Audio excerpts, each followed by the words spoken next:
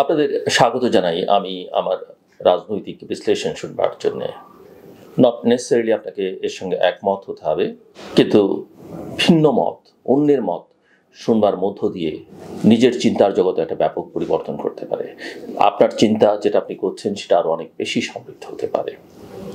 2024 সালের জুলাই অগাস্টের ছাত্র জনতার অভ্যুত্থান ছিল একটা যুগান্তকারী মুহূর্ত, আমরা সবাই সেটা জানি। মাত্র 36 দিনের আন্দোলনে দীর্ঘ 15 বছরের প্রভাবশালী দোর্দণ্ড প্রতাপশালী আওয়ামী লীগ সরকার পতনের মুখ দেখেছিল। শেখ হাসিনা পালিয়ে গিয়েছিলেন।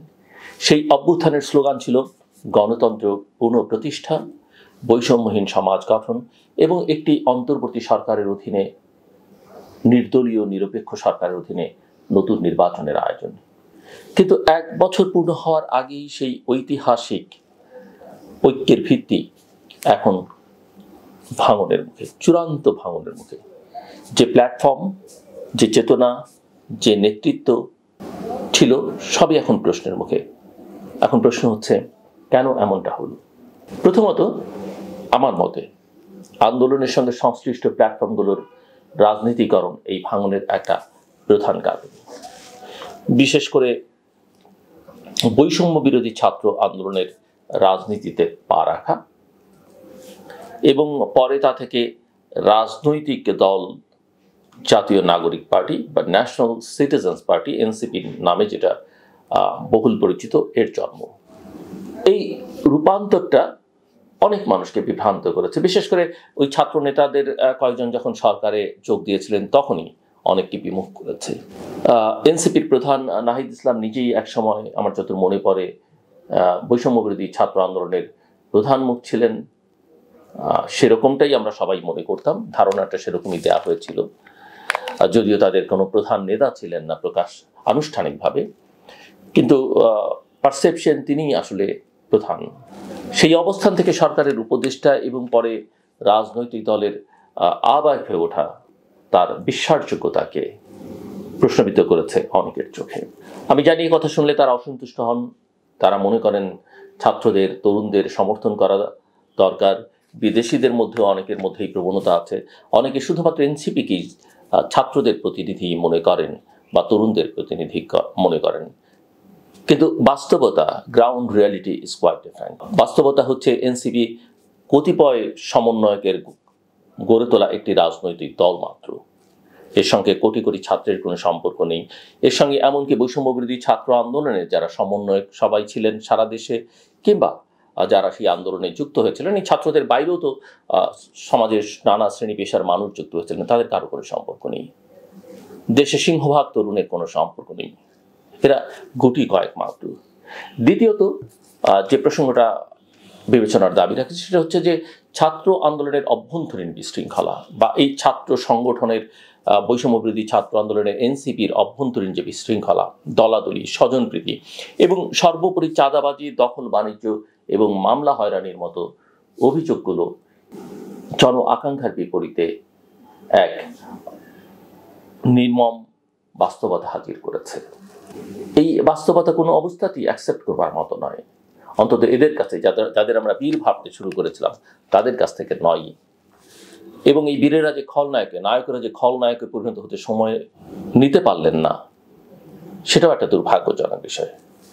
ঢাকার বনানী থেকে শুরু করে মাদারীপুর, কিশোরগঞ্জ, সাতক্ষীরা, চট্টগ্রাম, প্রতিটি জেলায়, দেশের প্রতিটি জেলায় বৈষম্য বিরোধী ছাত্র আন্দোলনের নামে ঘটে চলেছে নানান অপকর্ম, যা প্রমাণ করে আন্দোলনের মৌলিক মূল্যবোধ হারিয়ে গেছে। মানুষ এখন অনেকেই সমন্বয় শুনলেই ভয় পায়।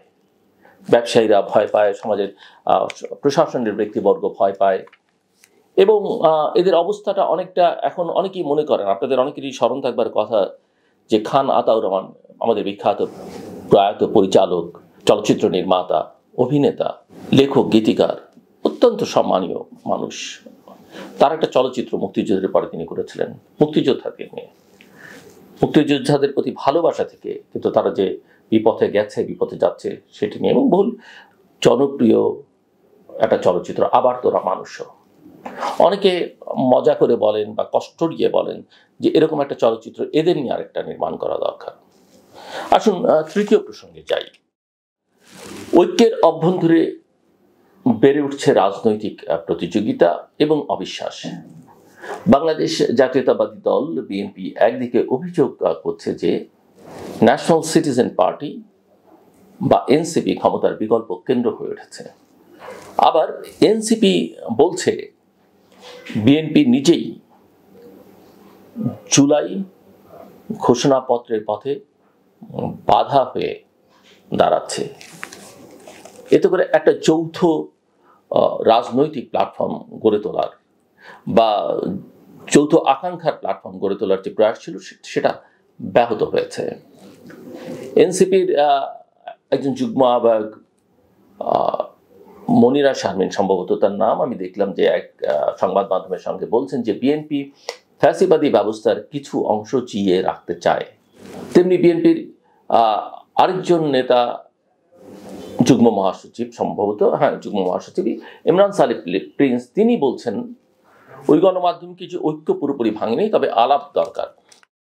এদিকে আপনারা লক্ষ্য করেছেন যে এনসিপি প্রধান নাহিদ ইসলাম বলেছেন যে জুলাই ঘোষণাপত্র বাস্তবায়নের আগে নির্বাচন নয়, অর্থাৎ জুলাই ঘোষণাপত্র নিয়ে ঐকমত্য এখনো আমরা দেখছি না, হবে কিনা আমরা জানি না, কি থাকবে সেটা আমরা বাস্তবায়ন হতে হবে নির্বাচনের আগে। সো তাদের চাওয়া পরিষ্কার, এটা আমি অনেকবার বলেছি যে কি আসলে তারা চান। মূলত তারা এবং তাদের সঙ্গে আরো কিছু রাজনৈতিক শক্তি তারা চান নির্বাচনটা বিলম্বিত হোক, তারা এই সুযোগে নিজেদেরকে গুছিয়ে নেক, যা হোক, সেটা আমার মত। কিন্তু এই যে পারস্পরিক দোষারোপ রাজনীতির একটা পুরনো রোগেরই কিন্তু বহিঃপ্রকাশ, যে রোগটির কারণে অতীতে অনেক ঐতিহাসিক সম্ভাবনা নষ্ট হয়েছে বাংলাদেশের ইতিহাসের। আমরা 90-এর কথা স্মরণ করতে পারি, আমরা 2007-08-এর কথা স্মরণ করতে পারি।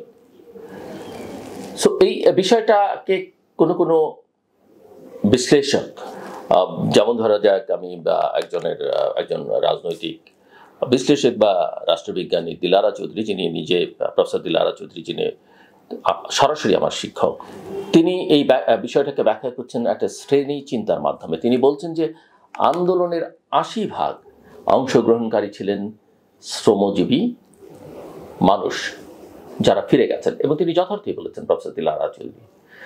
প্রফেসর দিলারা চৌধুরীর মতে এখন যারা আলোচনায় তারা উচ্চবিত্ত এবং তাদের স্বার্থ এক জায়গায় নয়।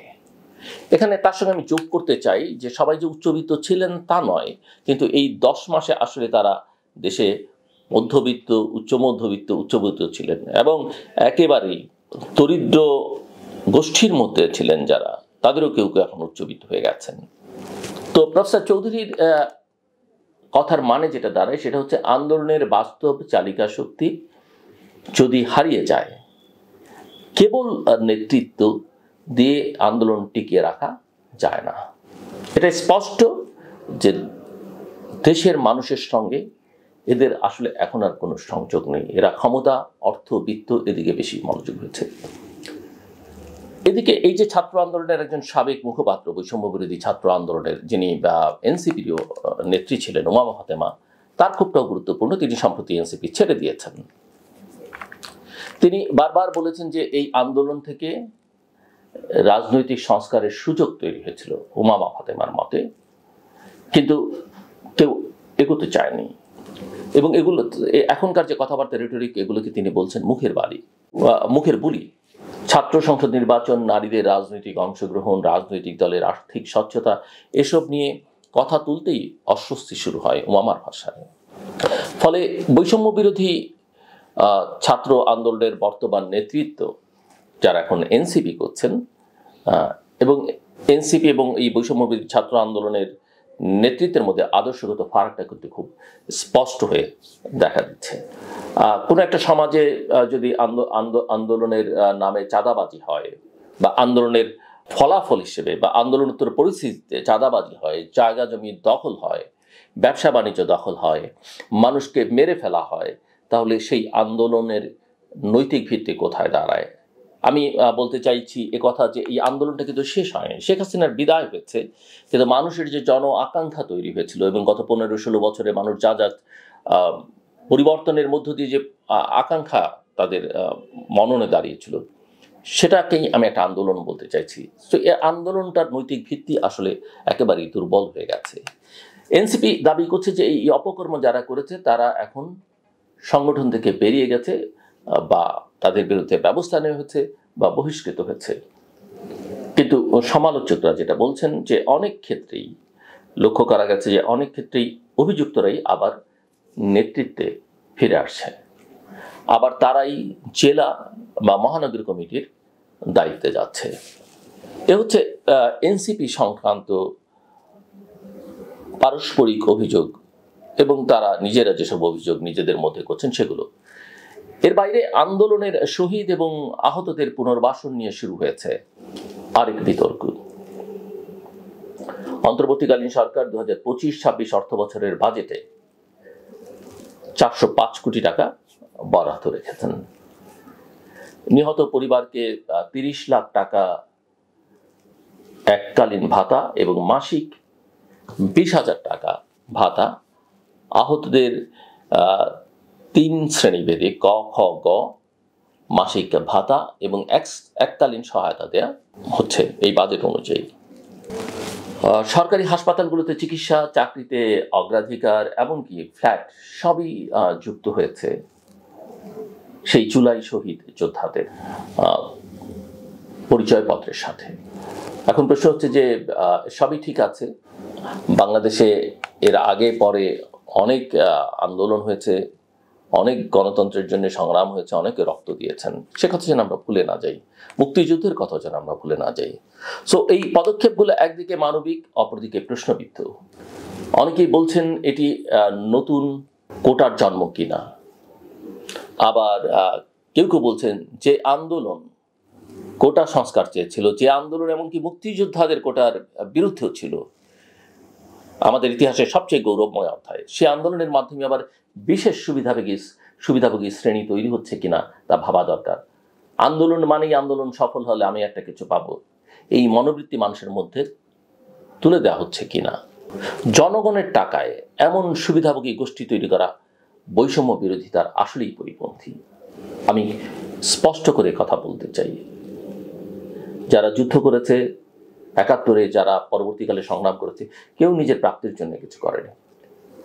বন্দুকের নলের সামনে কেউ নিজের প্রাপ্তির জন্য কিছু করে না, কিন্তু এগুলো এক ধরনের রাজনৈতিক সুবিধা আদায়ের জন্য বিভিন্ন সময় সরকারে যারা থাকে তারা এইসব সুবিধা দিয়ে নিজেরা আসলে আরো অনেক বড় সুবিধা নিয়ে নেয়, সেটা আমরা অনেক সময় বুঝতে পারি না।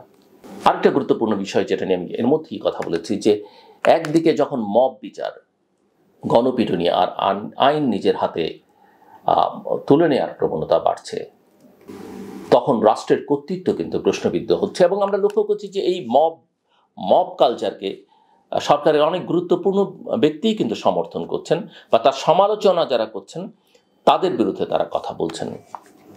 অথচ কুমিল্লা, গাজীপুর, মিরপুর থেকে শুরু করে পটিয়া, এমনকি গুলশান, সব জায়গায় ঘটছে ভয়ঙ্কর সব ঘটনা।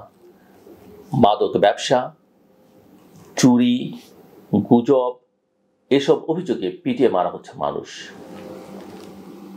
এর মধ্যে কে নুরুল হুদাকে জনতার হাতে তুলে দেয়া প্রাক্তন প্রধান নির্বাচন কমিশনার, গলায় জুতার মালা পরানো, এসব ঘটনায় সরকার জনরোষ শব্দ ব্যবহার করলেও বা এদেরকে একটা প্রেশার গ্রুপ হিসেবে দেখাতে চাইলেও অনেকেই বলছেন যে এটা রাজনৈতিক প্রতিহিংসারই একটা বড় বহিঃপ্রকাশ। পুলিশের সদ্য দায়িত্বপ্রাপ্ত কমিশনার ঢাকা মেট্রোপলিটন পুলিশের যখন বলেন বাংলাদেশে কোনো জঙ্গি নেই, এখন ছিনতাইকারীদের ধরতে হবে, তখন প্রশ্ন ওঠে রাষ্ট্র নিজেই কি সংকটে পড়েছে? হোলি আর্টিজানের মতো ভয়ঙ্কর হামলার পর ও যদি এই আত্মতুষ্টি থাকে এবং বলা হয়ে থাকে ওখানে জঙ্গি ছিল না, বা জঙ্গি ছিল কিনা জানি না, তাহলে ভবিষ্যতের নিরাপত্তা আসলে কোথায়? সবকিছু মিলিয়ে যেটা বলা যায় সেটা হচ্ছে জুলাই আগস্ট আন্দোলন যে স্বপ্ন দেখিয়েছিল গোটা বাংলাদেশের মানুষের মধ্যে, তার বাস্তবায়নে বড় ব্যর্থতা আছে স্পষ্ট। একটি সরকার পতনের মাধ্যমে একটি নতুন বাংলাদেশ গঠনের যে আকাঙ্ক্ষা, এটা শুধুই রেটরিক। আর এই শুধু রেটরিকই নয়, এই নতুন বাংলাদেশ শব্দমালার মধ্য দিয়ে আসলে অতীতকে অস্বীকার করবার একটা, অতীতের গৌরবময় অধ্যায়, জন্মের অধ্যায়কে অস্বীকার করবার একটা প্রবণতা আছে। তারপরও নতুন বাংলাদেশ নিশ্চয়ই আমরা আধুনিক একটা বাংলাদেশ চাই, অগ্রযাত্রা একটা বাংলাদেশ চাই। সেই অর্থে যদি হয়, সেটা এখন চাটুকারিতা, আত্মসাৎ আর নৈরাজ্যে বিদীর্ণ। নেতৃত্বের মধ্যে আদর্শের বদলে ভোগ, সংগঠনের মধ্যে শৃঙ্খলার বদলে বিশৃঙ্খলা, আর সমাজের মধ্যে, গোটা সমাজের মধ্যে গণতন্ত্রের বদলে মপতন্ত্র। এই চিত্র ভয়াবহ ভবিষ্যতের ইঙ্গিত দেয়। তবু সবকিছু শেষ হয়ে যায়নি, কিন্তু সময় দ্রুত ফুরিয়ে যাচ্ছে। যদি এখনই না জাগা যায়, আমরা সবাই জেগে না উঠি, তাহলে এই ভাঙনের দায় আর শুধু নেতাদের নয়, পুরো জাতির ওপর পড়বে। শেষ করবার আগে বলি, শুনতে শিখুন। অন্যের কথার মাঝখানে পারতপক্ষে কথা বলবেন না। মনোযোগ দিয়ে অন্যের কথা শুনুন, না বুঝে মন্তব্য করবেন না। আপনার কথায়, আচরণে, প্রকাশে শালীনতা থাকুক, এবং এটাই হোক পরিবর্তনের সূচনা। আমার কথা শুনবার জন্য আপনাদের অসংখ্য ধন্যবাদ। আপনাদের সবার জন্য শুভকামনা।